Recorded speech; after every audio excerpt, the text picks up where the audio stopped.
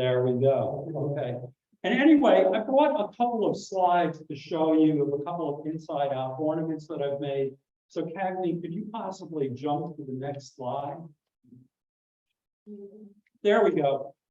That's one that I did a year ago. It's not a great one. I didn't realize that triangular piece of whatever was under it. It's made out of maple. I just put it on a piece of wire to hang it.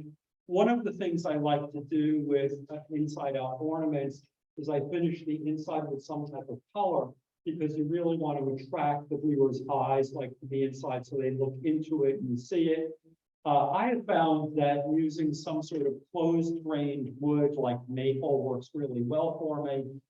Is the best type of wood to use for them, in some type of lighter wood as opposed to something darker like walnut. And you can take a lot of different, and that was, I believe, the inside was dyed with Prentice red, cardinal red dye.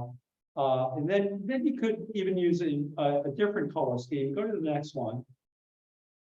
And that one, you can see I alternated the sides. One inside is yellow, the other one is blue, and it's the same on the other two sides there. And finally, I've got one more up there. That one, you're not just limited to,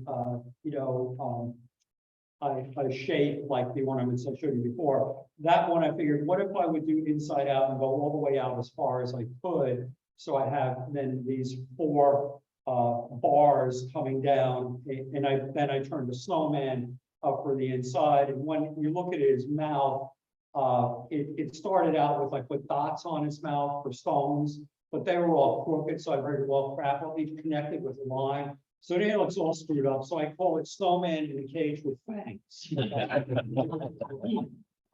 And again, what you want to do when you finish the inside, you'd see I gave him a glitter hat, and gold bottom, because you want to do something on the inside that attracts the viewer's eyes to the inside of the piece, and that way they appreciate the depth. So this is how we get started. I've got here 4 pieces of maple, and in brief, what we're going to do is we're going to attach these together temporarily, and then we're going to turn a shape on the outside of them. And then what I'm going to do is I'm actually going to finish it on the outside. Then I'm going to reverse the shape, or take the temporary connect part off of it. I'm going to reverse them so it's then inside out, and then I'm going to come back and turn the outside of it. Okay, so the important thing is that you're starting with 4 pieces of wood that are exactly the same size and are exactly square. So this is about as close as I could get it. Now I want to temporarily connect them together, wrap them with something. I can't glue them because I'll never get it apart. So the way that I have found that works best is to use strapping tape. This is tape that is reinforced with fiberglass. It is really strong stuff. You would probably not be able to break this if you pulled on this as hard as you could. Do not use painter's tape. Do not use duct tape, although you may be tempted, because it will probably explode on you and be all over the place. Now, the next thing that I'm going to do to lock them together is when I put them on the lathe, on the headstock, I'm going to use this step center, which you can see has little points sticking out of it, and the pin collapses and pushes in. It's spring loaded. You don't want a pin that's set and doesn't move back in, because if I push this into these 4 pieces, I am going to wind up wedging them apart. But the benefit in using the step center is I've got these little cutters here that are going to dig into the wood. So what they're also going to help to do is hold it and keep it from separating apart. And then what I'm going to do with the tailstock end of it is I'm going to use this robust center, which has an adjustable point, but as you can see, I have the point almost completely in. So I'm just going to use that to center it. So I'm going to put it in and then turn it. So let's get started. The first thing I need to do is break off a piece of tape. It's generally about navel and it's about nub. So let me go and cut that. So now I have to split this down the center. And I've got my knife here, which I just refer to as the shiv. I made this out of a piece of Harbor Freight M2 steel that I paid like $4 for, that came with several other rods to make cutters for a metal lathe. So this is M2 steel. It is sharp as can be. I can shave with it, and it hardly ever needs to be sharpened, and it costs like nothing. So it has good properties all around. So all I'm going to do with this is I'm going to take it and first cut this piece off without cutting through my finger, because I already screwed that up. And then I'm going to take this, put it down here, and I'm going to split the tape. So I'm just going to take this down the middle, cut down it, and I'm going to pick the tape up.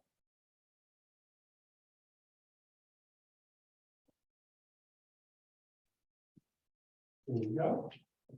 And I'm just going to pull the tape, the knife right down the tape. There we go. We have some strips. Take one of the strips off and put it to the side for a second. Now the other strip, what I want to do is just take it and lay it down like this. And I'm going to put these each on individually. So I take two of my blocks of wood. I lay them down here. Make sure I have them exactly together. Wrap that up there. Then I'll take the other two and put them on top. Again, making sure I have them exactly together as close as I can get. Then I'm going to take this and I'm going to wrap it over the top. Like that. It's important to wrap these as tight as you can. Got that really good and tight. Turn it around. Continue on wrapping it. And really, all you need is like just one layer of tape, but I'll probably have two, 2.5, maybe even 3 in some places on this. Bring this all around. Now I'm going to take my second piece of tape that I have and we'll wrap the other end of it.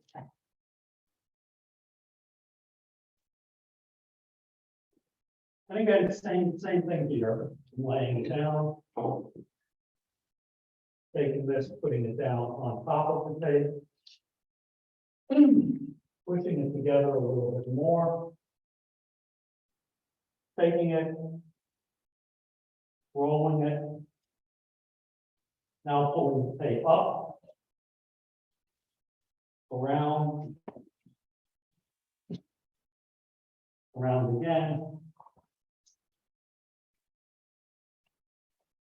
So do you not turn the section that's taped? No, you don't want to turn the section that's taped. That would be really bad. Okay.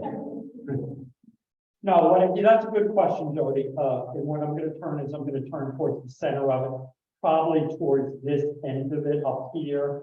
Well, those pieces that Cagney had up there had finials on them that were, fairly long. I started with wood that was longer than this. Okay. Okay, so all I'm going to do with this is I'm going to try to cut a shape in the middle and just bring it round at both ends to just show you the principle of it. This is not the type of ornament that I would want to put on display in the end. Okay. But anyway, the next thing I'm going to do is I'm going to take an awl that I made. This is called a bird cage awl, because you'll notice that it has 3 facets at 120 degrees to each other. And the advantage of it, they used to use them in making bird cages. When bird cages were made out of wood, they poke through with these, and you can turn this and acts kind of as a drill. And I'm just going to make sure that the edge of this is opened up here for the point of the center to go in. Same thing on the other side. Now I've got it all together. Okay, next step is I got to mount it on the blades. So I'm going to go over here and put my live center in. Put the step center in for the pit stop. Move this back for a second. I'm pretty close. It's not perfect, but it's close enough. Bring up my tailstock rocket. Hey, Bill, The other thing, yes. I'm sorry to interrupt. I would like to bring that on the screen so everybody can see it. Oh, yeah. How do I switch to back to these cameras? Chris. Can you just help Cagney out with this, switching back to the cameras, because he doesn't know how to switch back to them. I don't know how to do it either, or I would. That I'm glad that we, neither of us know. Yeah, I'm glad I'm not the only one. Stuff, because he made it the last. So I want to switch to those cameras. And I thought it was another program. Hey, Bill, when you order the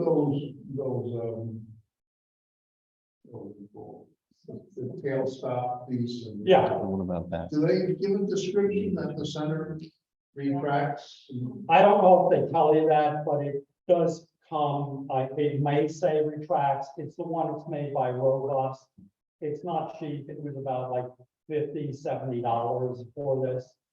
But they also give you, 2 aluminum cones for it. One that you can turn this into a point about yay wide. The other one that's a funnel top about this wide for hollow vessels. And it has a screw fitting on it. So you saw on Tom's presentation that he did on holding methods. I have a tap that I can have the same threads as this, so I can make myself a soft touch. So you Go on the top of it. And fold it over. So anyway, I've got this now hooked up here.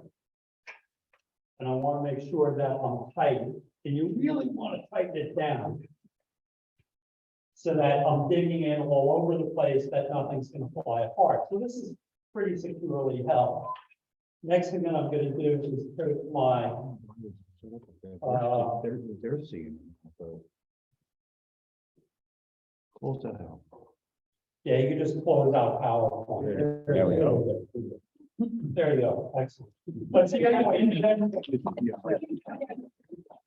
Switch cameras,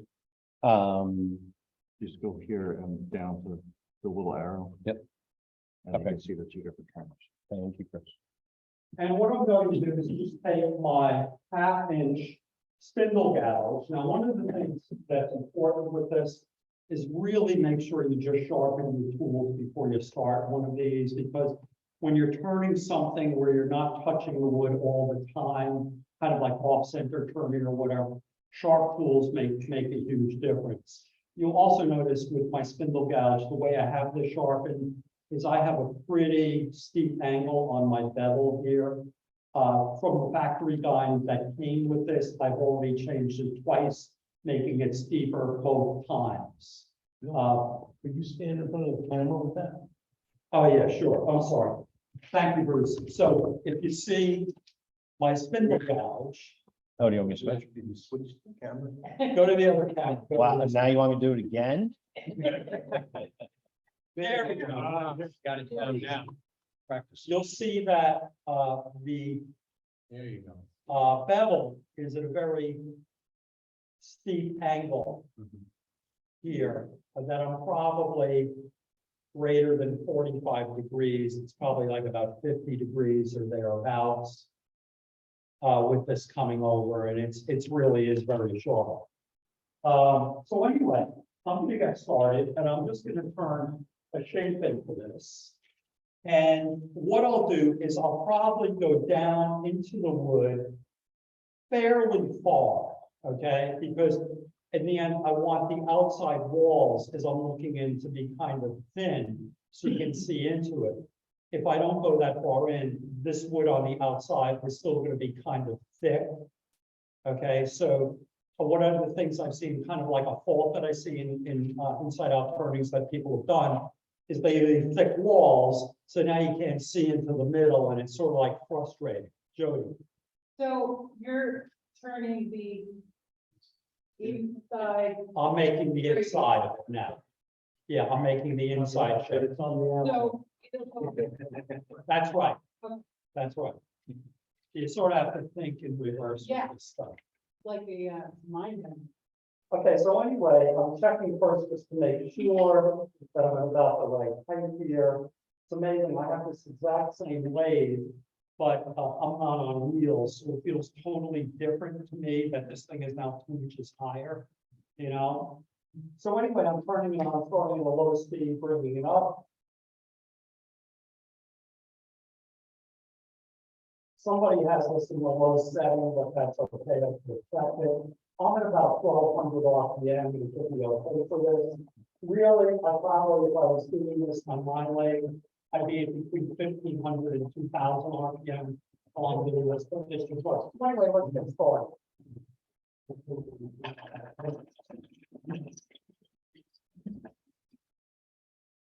Now, one of the things you'll notice as you're doing this is look more when you're making the shape on this or an outside turning. Look at the top edge as you're turning.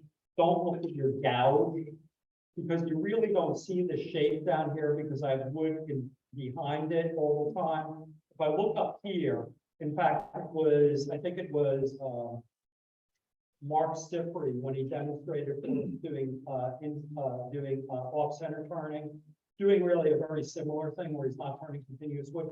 He puts a piece of black paper down here, so you have a high contrast between the two, which I'm not doing, but I can see it clearly here. I really can't see down here. So here we go.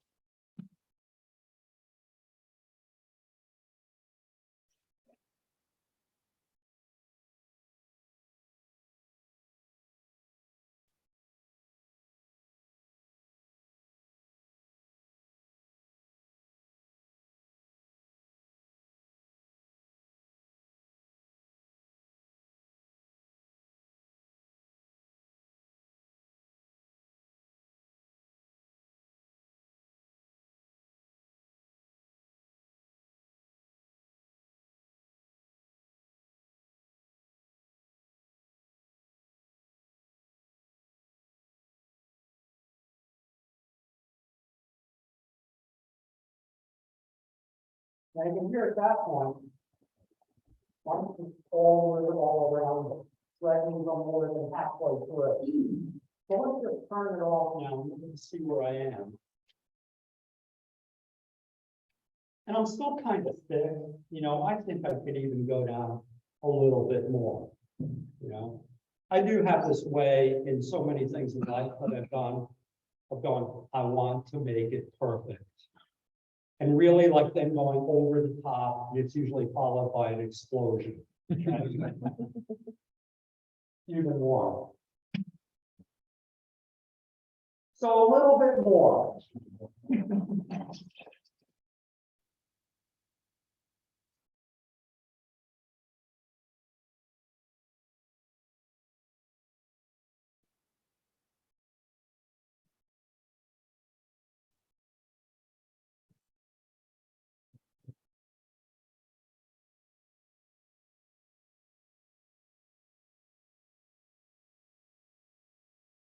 A little bit more.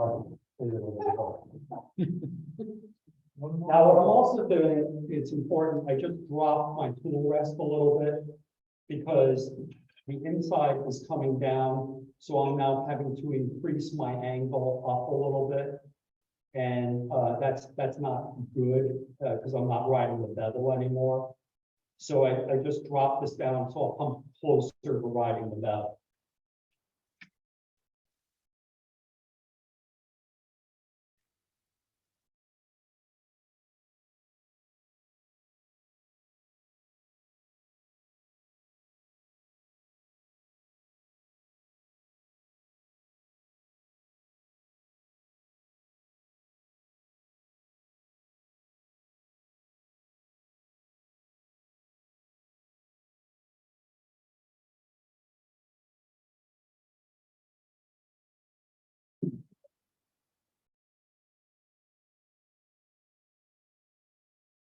Okay, I think we're pretty much there.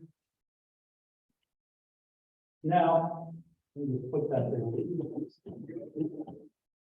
I'll take it off to show you what we got.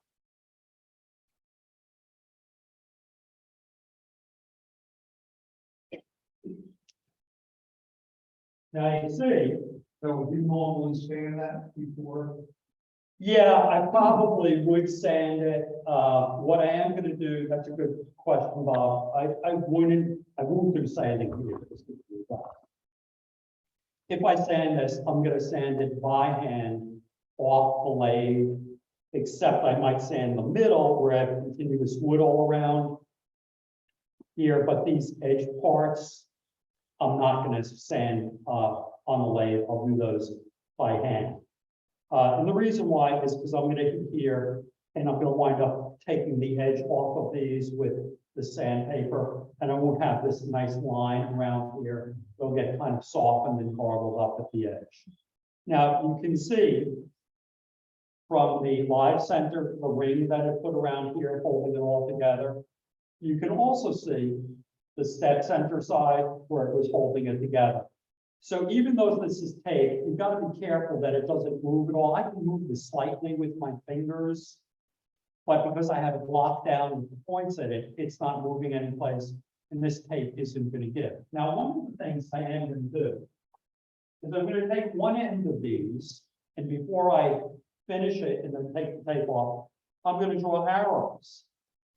And I'm going to put the arrows to the outside.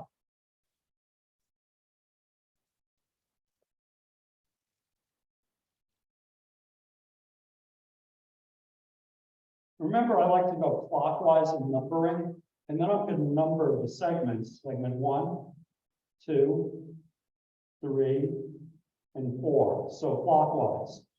So when I turn these around, if I screw up the order, which I probably will after I take the tape off, anything's possible.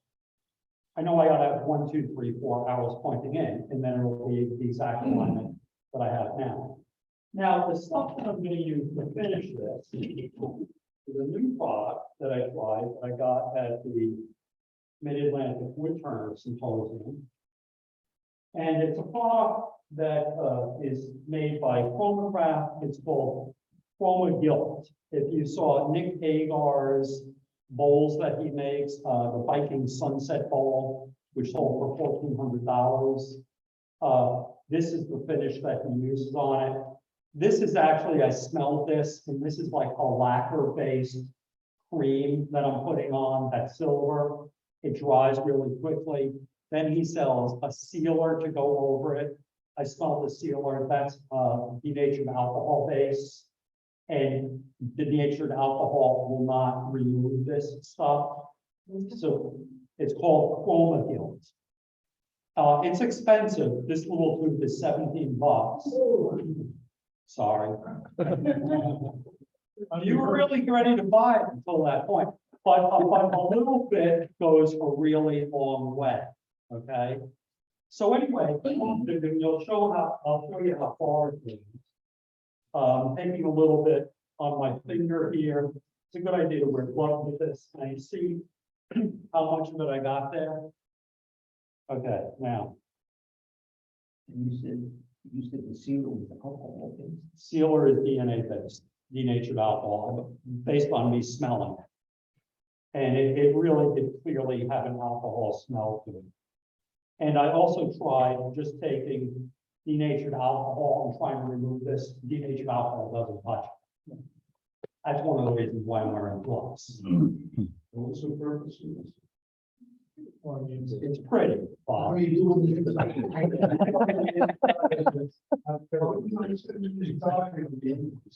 did, it was just something new that I found, and I said, what, I thought they would really like to see this. Buy this. Oh, okay, let me go over to the camera. I think we'll get, when we get that new video equipment, if you follow it around and everything. But anyway, if I go over here, this is for the guys out in TV land. Look at this, I'm rubbing Chroma Gilt on this, which is a product that I saw Mid-Atlantic. And I'm almost done with it. Is there a drying time for that? It's not that long. I don't know what the time is, but I would bet you like half an hour and you're there. And it does sort of have a lacquer smell to it.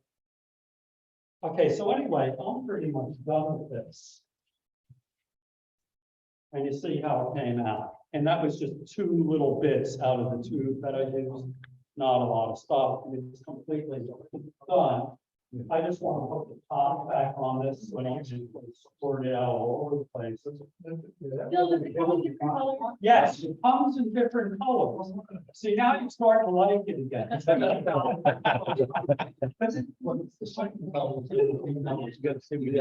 comes in a lot of colors. It comes in, I think, A lot of colors.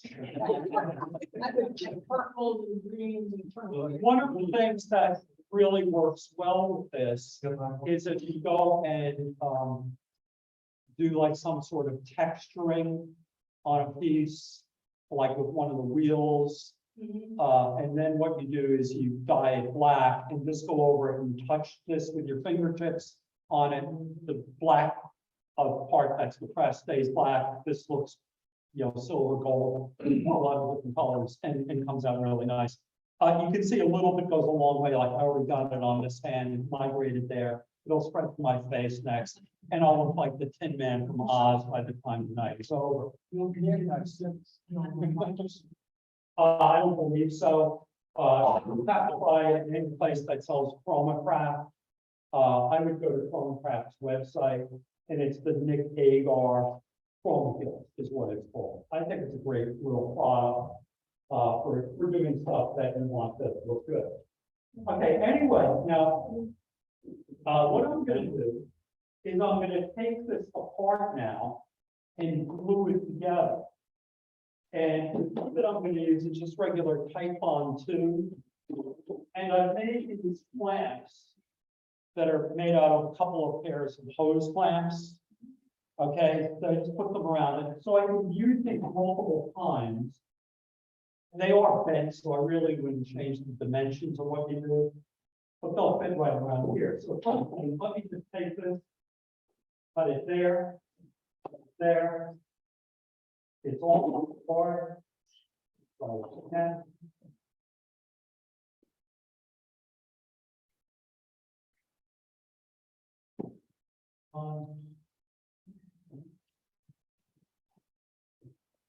Hey, Bill, Yes, any chance you can do the under the camera so that the people watching can see it? No. probably not. But anyway, I'm taking it apart now.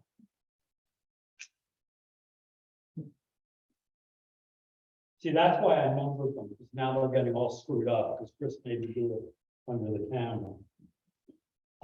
Taking them apart, trying not to get too much of it on my hands. I was doing it on the table, I wouldn't. Getting rid of the tape. We've got all 4 parts here. They are now in completely random order. So this is good why I numbered it. And what I'm doing is I'm going back to the table now. And I'm now going to turn them. Remember I said clockwise? I think I said 1, 2, 3, 4. So that's completely wrong. I have 1 out of place. There's number 3. There's number 4. They're all together now. Now, the next thing I'm going to do is glue them together with clamp. So what I'm going to do is take these apart. So I have 1 half here, 1 half here. I'm going to put glue in between these. Then I'm going to put one on top of the other and put the clamp on. Now, one of the things I keep in my shop is a 500 pack of Q-tips. I use these for all types of stuff. Spreading little glue around works well with them. So now I'm just taking the Titebond. Use those for your ears too. I know that. They have many uses out. Okay, and I'm gonna put this here, and while I should be putting glue on both halves, and I normally would, I'm not gonna do that tonight just for speed. Putting a little glue there. I've got it. Now I try not to go all the way up to the silver, because I really don't want to bleed glue into the silver joint. And I'll probably have to touch this up again. So I'm putting it there. And now I'm putting a little glue on this one. Here, there, and everything.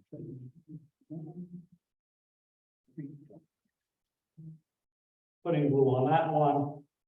Now, let me make sure I got 1, 2, 3, 4. That's correct. Next step is a little glue on the top. Here, there, there, there.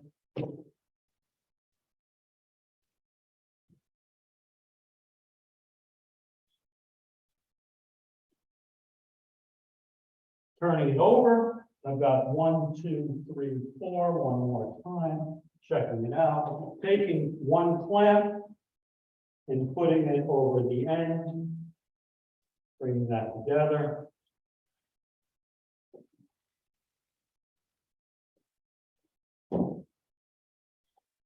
Pushing it down a little bit.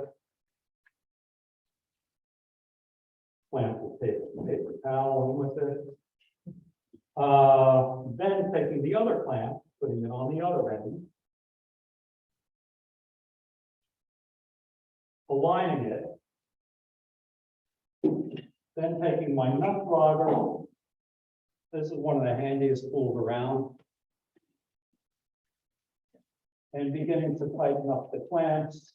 What are they, two clamps together? The two clamps together, the 1.5-inch clamps that I took from the bar, patched them together. Tried it on a sample block to get the bends in it, so they line up the same place. Then using this one. Is there a reason why you combined the two?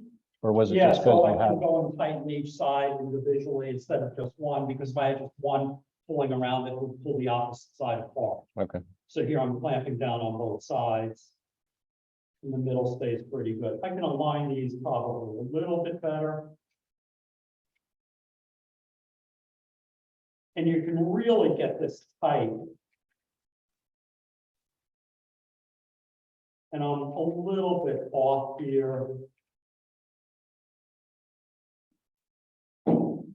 But as you can see, I now have this shape here. Now, when I turn this on the outside after this dries, I can come back and I can actually make the opening bigger as I turn this down past that point, okay?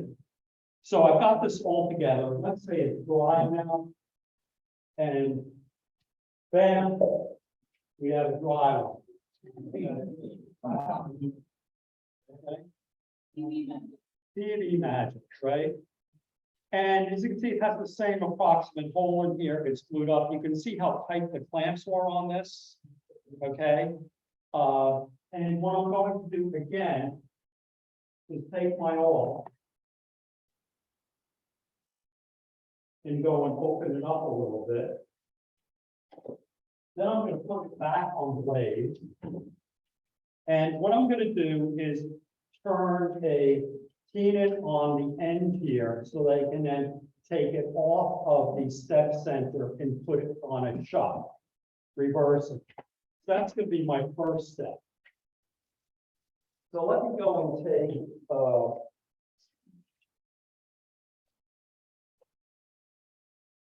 my 1/2-inch shell.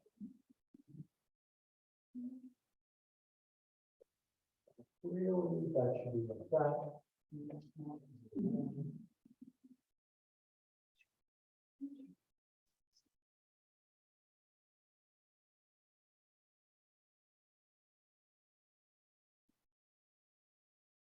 There we go.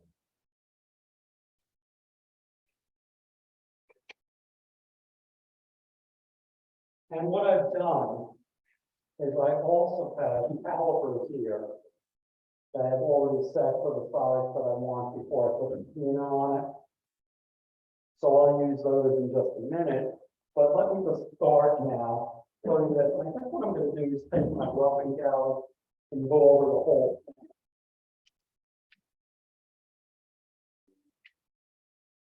I'm going to just pull just up a little bit.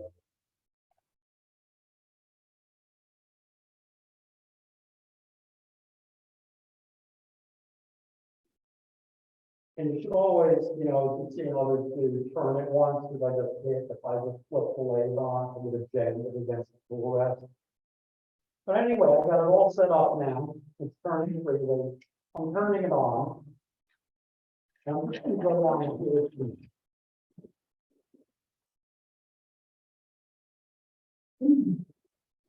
And again, where I'm looking is over there.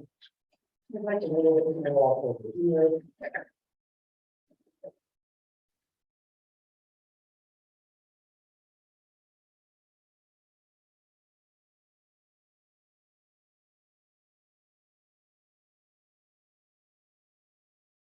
I'm gonna stop, I just want to see how close I am, I'm probably pretty close to where I need to be to put the pin on.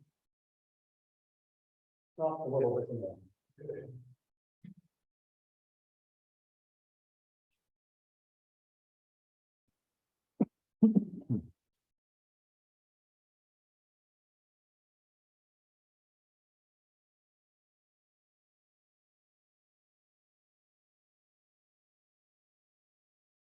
Still a little more, usually I try a few times and then I get fed up, I take a lot off and then I start from scratch again. I'll try not to do that again.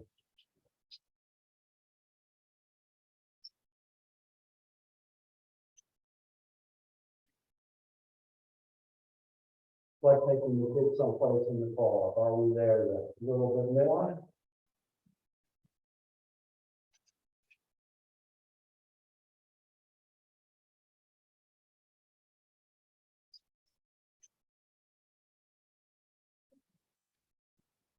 That's gotta be it.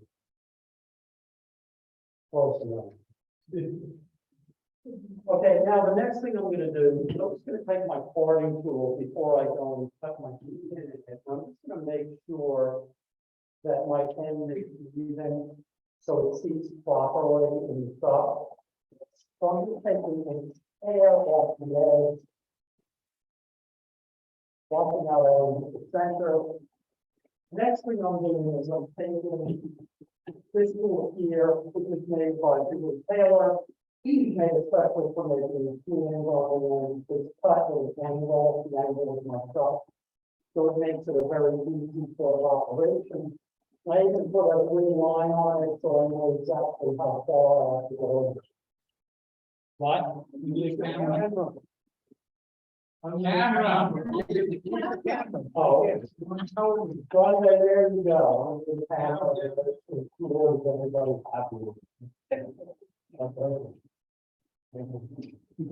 And here we go, I'm coming in a little bit.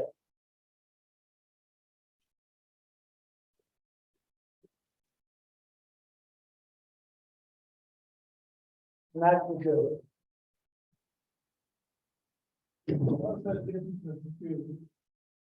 Really, that was before I knew about the steel. I didn't know. If I knew about the steel, I would know. Okay, so now I'm taking it off. I'm going to reverse it. I need to take my step center out.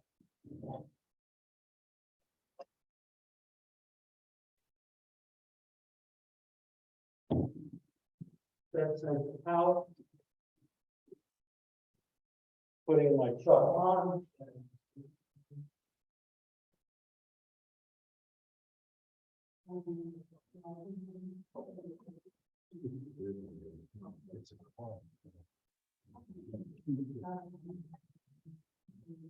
There's a something. And you back down, this down, this down. Open this up a little bit. Is that a one-way chuck? No, it's a Vickmark VM120, which I highly endorse. I've had this for probably 10 years. One time we were fixing the bottom of a bowl, dumping CA glue into the bowl, a crack at the bottom. I didn't realize the CA glue was flowing out of the crack on the other side, and I filled my chuck with CA. And the chuck was not real happy about operating after that, but it recovered from that. So it should be like a commercial for Bickmark stuff, you know? Okay, what I'm gonna do before I tighten it down, is I want to bring my tailstop, make sure I'm in the exact center of that, which I am. That looks really good. Now I'm gonna tighten this down.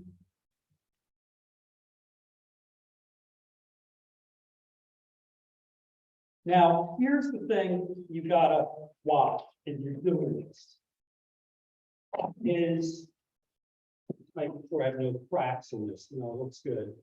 Is I'm going to turn this down here first, down pretty far. Then I'm gonna go work backwards. I don't want to turn the sides of this real thin.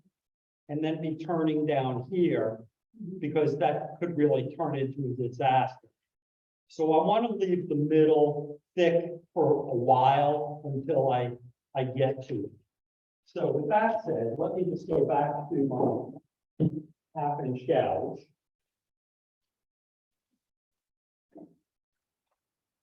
And bring this up. Bring it about a little bit, that looks good. Really does look pretty good for this being a reverse and remounted, right? That's probably the high thing to do, and I hope you're coming to. You just touch the plexiglass? Yeah, there we go. Let's see, we're gonna just adjust the cup a little bit of the. You gotta stay there the whole time.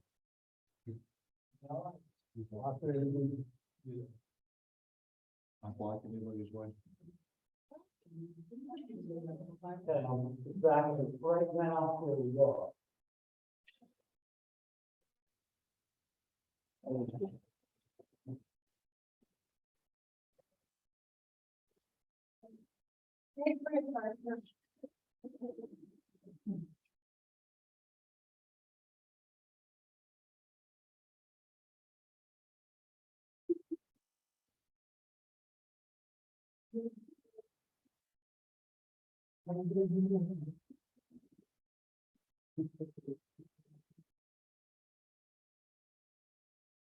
And I'm gonna just rest a little bit for you, get in.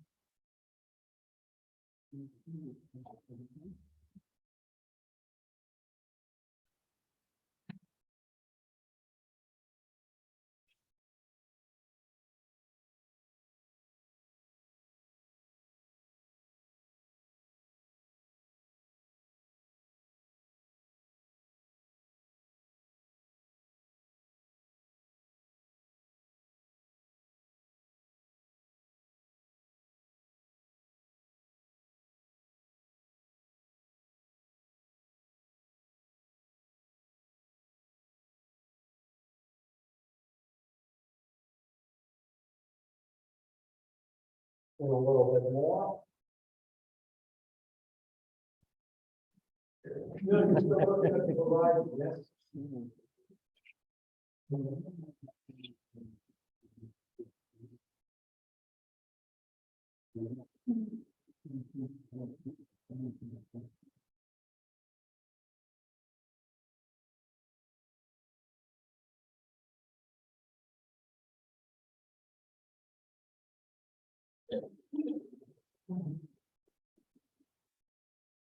Okay, now what I'm gonna do is, just, I wouldn't take more time normally shaping this or whatever, going to a more of a finial shape. But I'm kind of done with the bottom. You can see I'm turning out all the way back to here.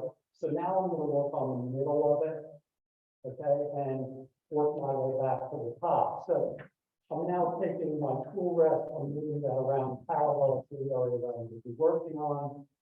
Let me bring it a little bit this way, bring a little back into that. I can get a little bit closer.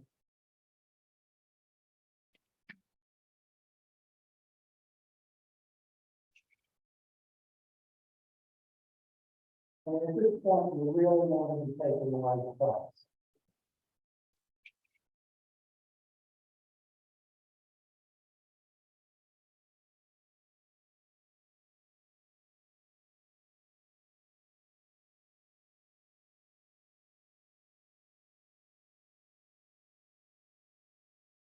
Let's just see where we are.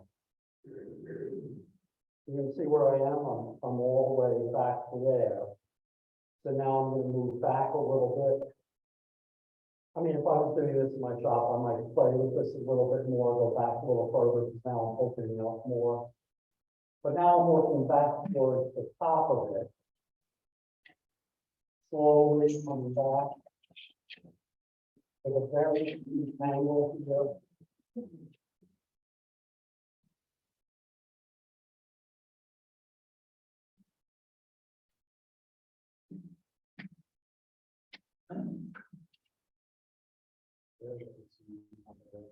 Full rest is too low. A little bit further, right? That's too good. Very, very well done.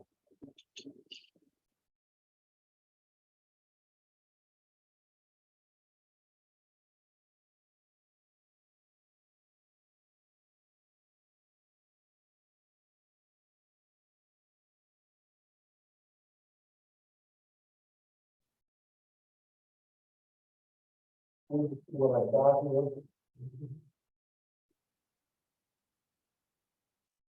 You see, I saw a flat spot here, which means I need to come down a little bit. You have to be very careful. You see, I did put a groove in the middle up there. That's a mistake. I'm gonna try to get that out.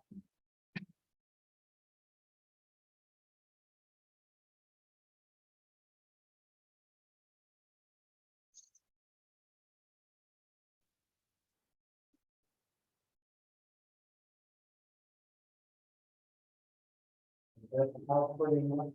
You can see where I am.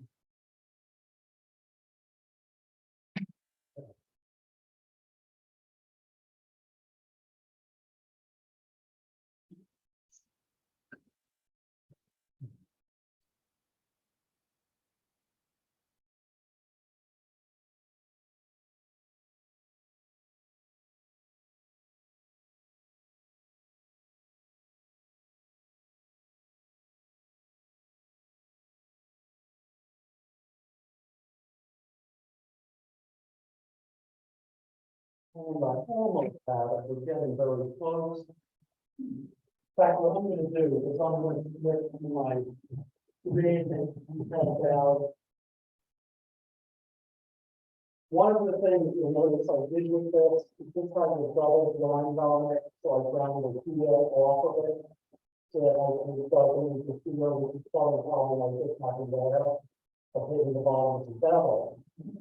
I just want to look real closely at what I have to take off.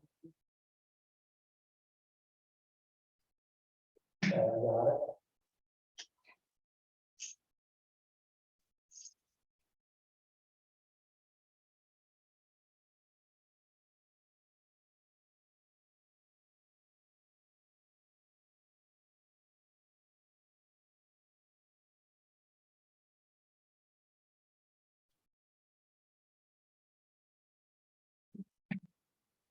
One more pass.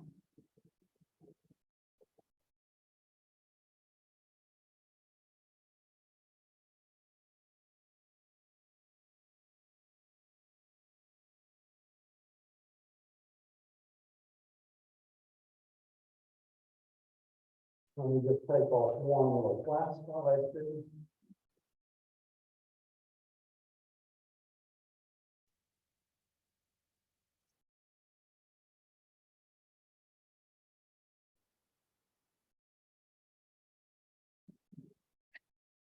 Yeah, I think we're good. Now, the next thing I'm gonna do is I'm gonna try to finish off the top here. Bringing this into a point where we can get it off the way. So I'm gonna take this down a bit. In fact, what I think I'm gonna do is take my parting tool.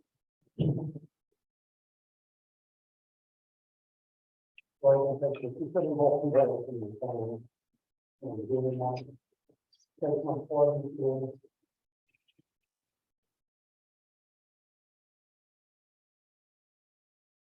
And that down a little bit. Then come back. With my gallery.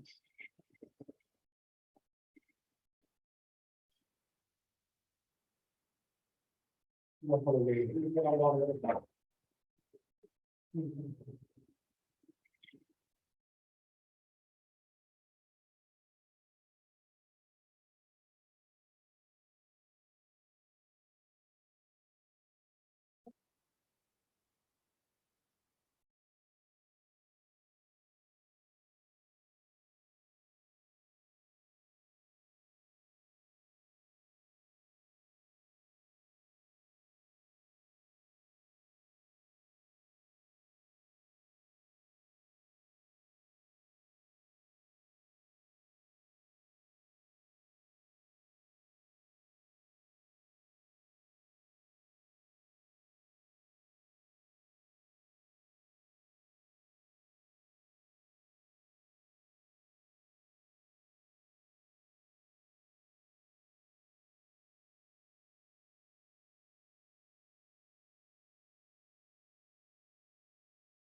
Now I'm going to go back to the bottom of it.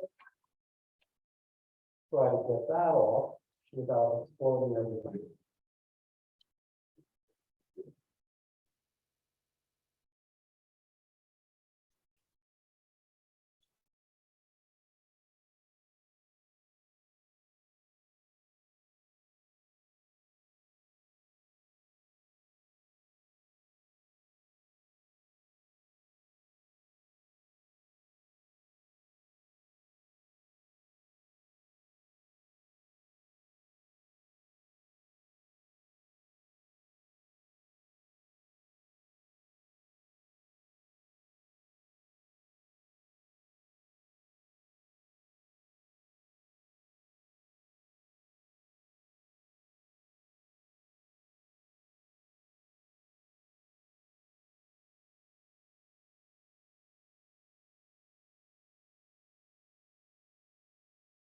Okay, now what I'm gonna do at this point, I would usually push this a little bit further if I was in my shop.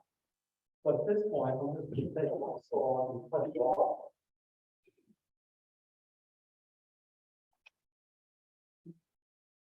So first I'm gonna cut the bottom off, and I'll probably do a little carving on this.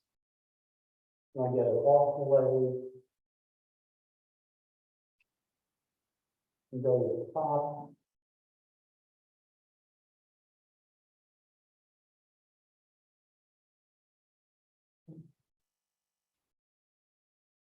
And you've got, not great, but the function of the inside-outside line.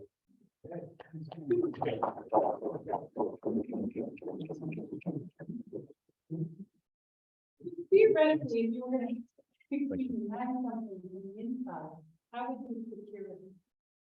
Hang it from the inside, what I've done is I've glued it to the bottom. But you could always, what I would probably do is drill a hole straight down. Here, give me that, Anthony. I'd probably, if I wanted to hang something from the inside, I would probably drill a hole straight down through the top into it. And maybe take a little piece of wire hooked around it, pull the wire up out the top. And put a drop of CA glue on the wire. So then have a wire hanger with no knots or anything on the inside of it. You would drill it now at this stage? Yeah, I could drill it out at this stage. But like I said, if I was doing this at home in my shop, I would have spent more time on it. But you would be here a lot longer this evening. And you'd probably see it explode along the way, and you swear and then cry and everything else. The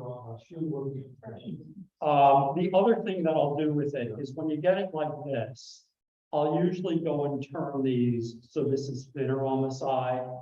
And what I'll have is the edges will almost be jagged at that point.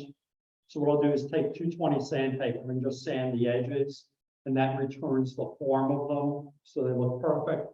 And you know, if I've gotten glue on the inside, I have a little bit here. What I'll just take as a Q-tube, put a little chroma gilt on it, and stick it in there, and you'll never even know. So, anyway, thank you very much.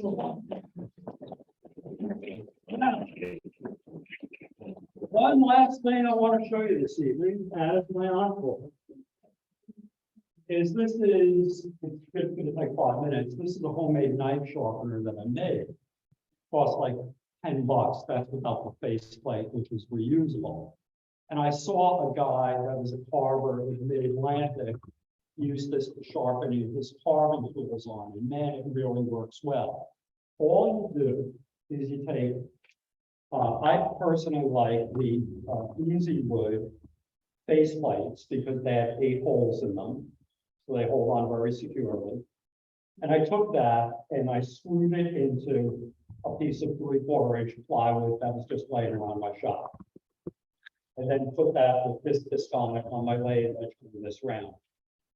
I then took 2 pieces of MDF that cost under $10.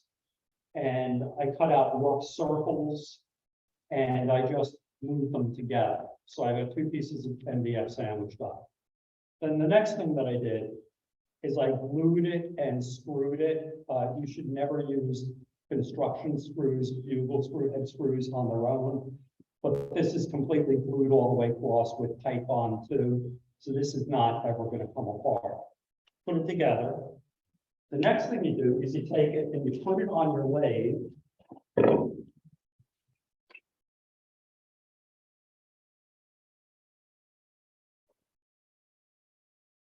And you want to put your lathe in reverse. So reverse the lathe, turn the speed down as low as it'll go, bring it up. And now what I can use this is to take my knives. Use this green rubbing compound that you can buy any place on Amazon. It's cheap, like under $10. Smear the rubbing compound on it. Just stand there and hold your knife like it's a grinding stone, and you will pick up a razor sharp edge on this in no time at all.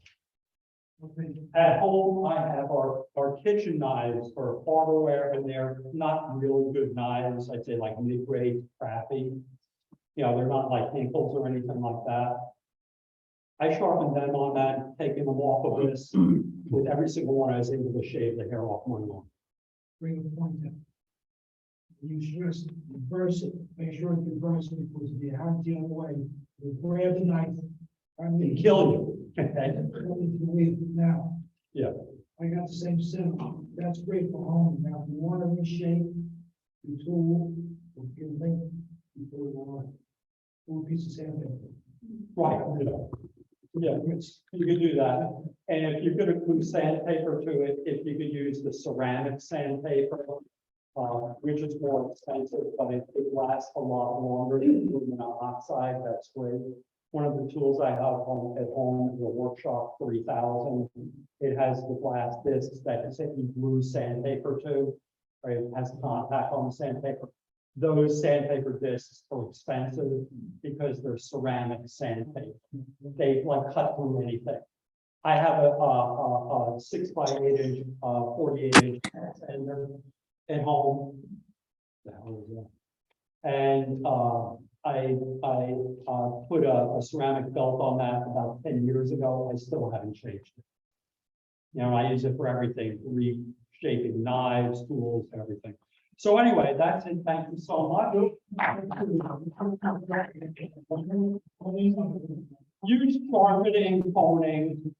You can take a knife. I've taken knives and made more knives a week ago. Yeah, you can do. I don't know my turning tools. I sharpen them on a 600 grit CBN wheel. So they're pretty much there.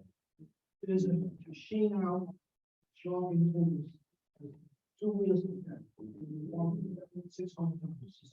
Right, like under $20. And the guy that was sharpening palm gouges and stuff like that, little gouges, what he had done is he had cut little gouges and stuff in this to shape the profile of the tools, so he could do it very easily. It really works well. Anyway, if you could stay and help clean up, I appreciate that. Otherwise, thank you for being here. We look forward to seeing you.